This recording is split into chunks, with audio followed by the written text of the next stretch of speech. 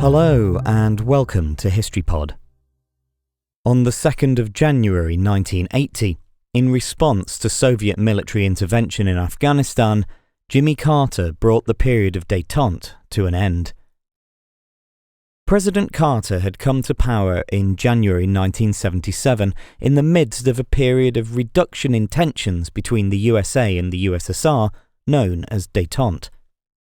The strategic arms limitation talks that began under Richard Nixon and resulted in the Anti-Ballistic Missile Treaty are often presented as one of détente's greatest achievements. This led to a second round of talks that sought to build on the original agreement and begin physically reducing the number of nuclear weapons held by each country. Despite such shows of cooperation, there continued to be tension between East and West that manifested itself through involvement in proxy wars.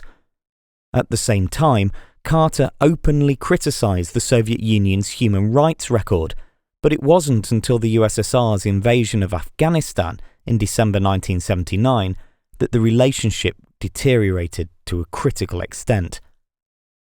Hoping to send a strong message to the USSR that military intervention in Afghanistan was unacceptable, on the 2nd of January 1980, Carter formally requested the Senate to postpone ratification of the SALT II treaty that he and Brezhnev had signed in June.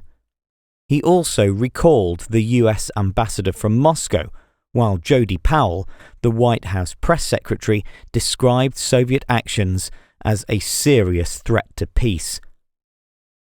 The Soviet refusal to withdraw resulted in the imposition of US trade sanctions alongside a boycott of the 1980 Summer Olympics that were held in Moscow.